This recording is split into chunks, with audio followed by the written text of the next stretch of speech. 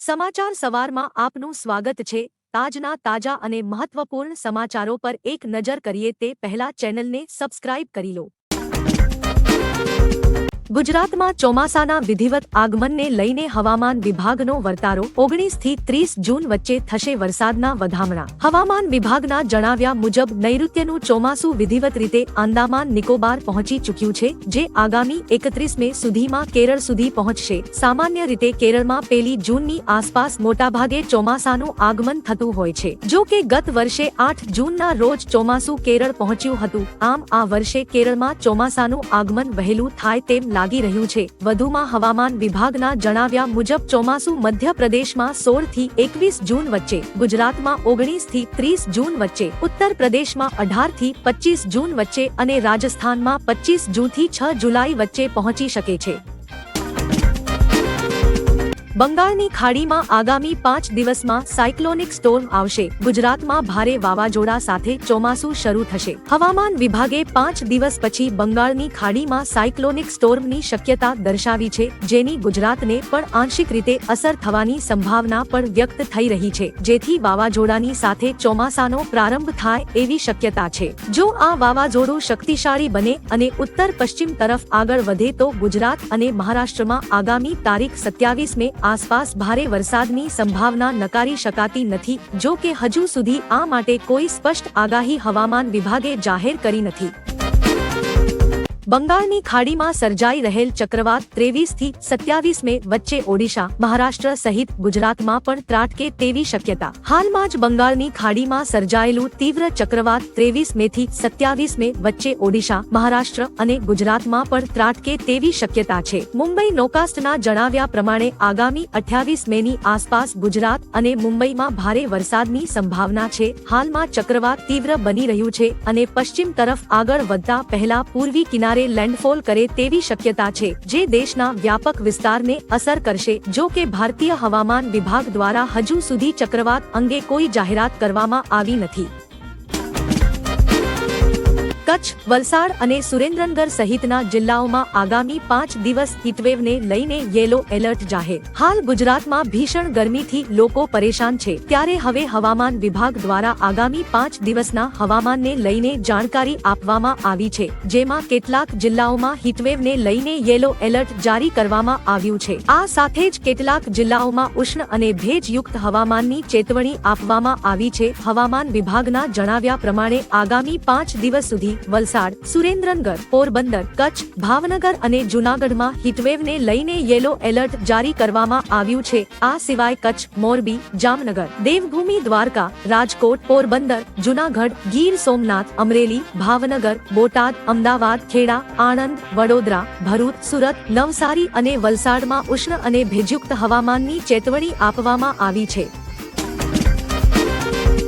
કમોસમી વરસાદથી ખેડૂતોને ભારે નુકસાન। છેલ્લા 2-3 દિવસથી રાજ્યના કેટલાક વિસ્તારોમાં ભારે પવન અને ગાજવીજ સાથે વરસાદ વરસી રહ્યો છે। કાલે પણ સૌરાષ્ટ્રના અનેક વિસ્તારોમાં વરસાદ પડ્યો હતો, જેના કારણે ખેડૂતોને ભારે નુકસાન થયું છે। કેટલીક જગ્યા પર તો વરસાદના કારણે ખેતરો ખેદાન મેદાન થયા છે। ખાસ કરીને સુરેન્દ્રનગર, રાજકોટ, આટકોટ અને અમરેલી પંથકમાં વરસાદના કારણે ઉનાળુ તેમજ બાગાયતી પાકોને નુકસાન પહોંચ્યું છે। ખેડૂતોની મહેનત પાણીમાં ગઈ છે।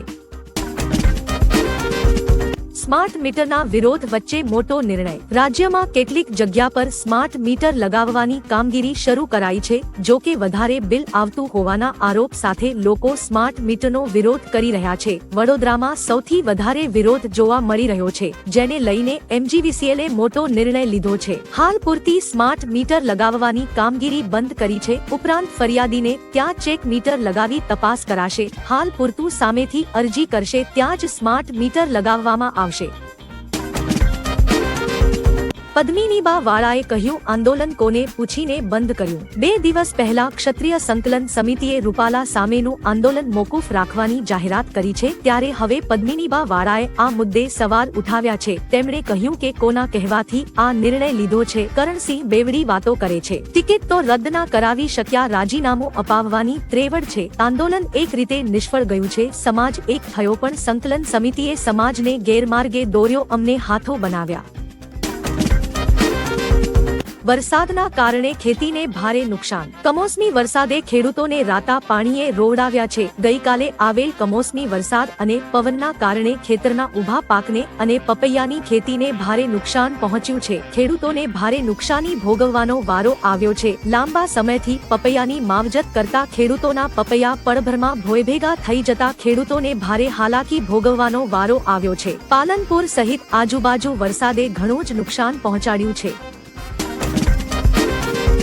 રૂપાલા જો જીતશે તો ક્ષત્રિય કરણી સેનાની પ્રેસ કોન્ફરન્સમાં ગીતાબા પરમારે કહ્યું કે પદ્મિનીબા વાળા અવારનવાર લોકોનો વિરોધ કરતા રહ્યા છે। તેમનું ગઈકાલે નિવેદન હતું કે નારી શક્તિ રૂપાલાને માફ કરે છે, અમે માફી આપતા નથી। જો રૂપાલા જીતશે તો રાજકોટ ખાતે અમે ધરણા કરીશું, જરૂર પડે દિલ્હી જંતર મંતર ખાતે ધરણા કરીશું। રૂપાલા જો જીતશે તો ઈવીએમ મશીનના આધારે જીતશે। રાજકોટમાં મોટા ભાગનું મતદાન રૂપાલાના વિરોધમાં થયું છે।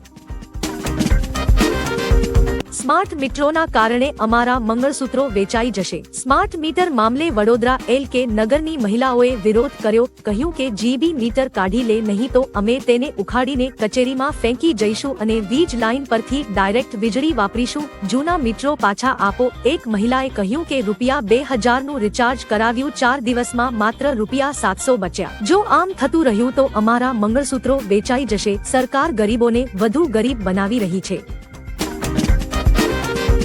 ગુજરાતના મદ્રેસામાં જતા બાળકોની તપાસ થશે। ગુજરાતના મદ્રેસામાં બિન મુસ્લિમ બાળકો જતા હોવાની તેમજ અન્ય ફરિયાદ મળતા રાષ્ટ્રીય બાળ અધિકાર સંરક્ષણ આયોગે તપાસના આદેશ આપ્યા છે। રાજ્યમાં આવેલા 1100 કરતા વધારે મદ્રેસામાં ગઈકાલથી સર્વેની કામગીરી શરૂ કરાઈ છે, જેમાં મદ્રેસામાં આવતા બાળકોની ભૌતિક ચકાસણી થશે। આ સિવાય મદ્રેસાઓમાં ભણતા બાળકો અન્ય સામાન્ય સ્કૂલોમાં નિયમિત શિક્ષણ મેળવે છે કે નહીં તેની તપાસ થશે।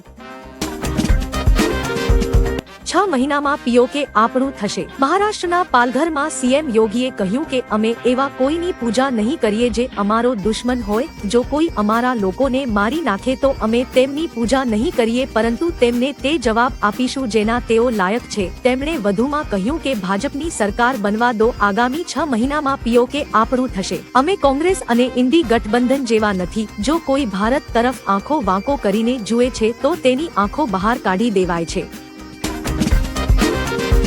સ્વાતિ માલીવાલ કેસમાં વિભવ કુમારની ધરપકડ। સીએમ હાઉસમાં સ્વાતિ માલીવાલ સાથે મારપીટના કેસમાં આરોપી વિભવ કુમારની ધરપકડ કરવામાં આવી છે। દિલ્હી પોલીસે કેજરીવાલના ઘરેથી તેને કસ્ટડીમાં લીધો હતો, ત્યારબાદ તેનું મેડિકલ ચેકઅપ કરવામાં આવ્યું અને હવે ધરપકડના સમાચાર મળી રહ્યા છે। પોલીસને ઇનપુટ મળ્યા હતા કે વિભવ દિલ્હીની બહાર નથી પરંતુ મુખ્યમંત્રીના ઘરે જ છે। ઉલ્લેખનીય છે કે સ્વાતિના મેડિકલ રિપોર્ટમાં ઈજા થયાનું સામે આવ્યું છે। કોંગ્રેસે દેશના 5 દાયકા બરબાદ કર્યા। મુંબઈના શિવાજી પાર્કમાં રેલીને સંબોધિત કરતા પીએમ મોદીએ કોંગ્રેસ પર નિશાન સાધ્યું હતું। તેમણે કહ્યું કે જો ગાંધીજીની સલાહ પર આઝાદી પછી કોંગ્રેસનું વિસર્જન કરવામાં આવ્યું હોત તો ભારત આજે ઓછામાં ઓછા 5 દાયકા આગળ હોત। આઝાદી પછી ભારતની તમામ વ્યવસ્થાઓનું જે કોંગ્રેસીકરણ થયું છે તેણે દેશના 5 દાયકા બરબાદ કર્યા છે।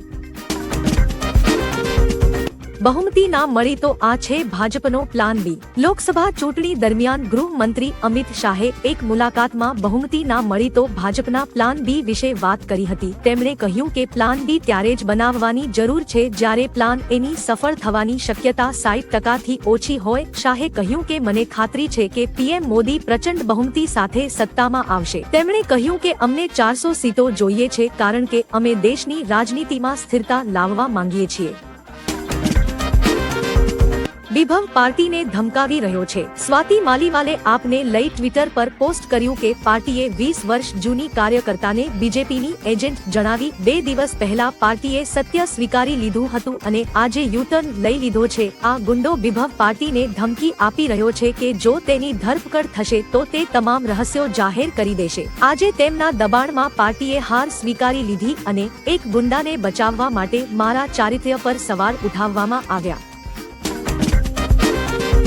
ઈપીએફઓ એ બદલ્યા નિયમો। ઈપીએફઓએ ઓટો મોડ સેટલમેન્ટ શરૂ કર્યું છે, તેનાથી પીએફ માંથી પૈસા ઉપાડવામાં સરળતા રહેશે। 6 કરોડથી વધુ પીએફ ધારકોને તેનો ફાયદો થશે। આ એક એવી સુવિધા છે જે પીએફ સભ્યોને કટોકટીમાં ભંડોળ પૂરું પાડે છે। જો કે તેની શરૂઆત 2020માં થઈ હતી, તે સમયે ફક્ત બીમારી માટે જ પૈસા ઉપાડી શકાતા હતા। હવે તમે શિક્ષણ, લગ્ન અને ઘર ખરીદવા માટે પૈસા ઉપાડી શકશો। આ રકમ 50,000થી વધારીને 1 લાખ રૂપિયા કરવામાં આવી છે।